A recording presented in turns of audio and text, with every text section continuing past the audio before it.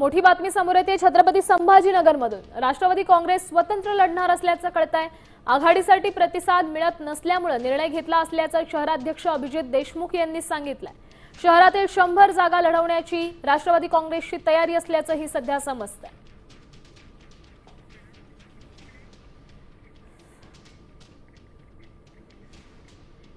Bharatiya Janata party सोबत बैठक झालेली होती। बैठकीत सुद्धा चांगली झालेली होती, पण मागील 8 दिवसापासून त्यांनी कोणत्याही प्रकारचं आम्हाला बैठकीला त्या ठिकाणी आमंत्रित करण्यात आले।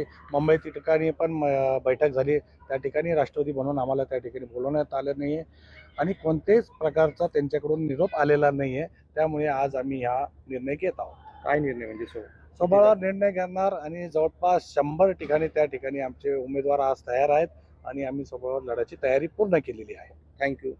निर्णय घेतलाय, काय निर्णय?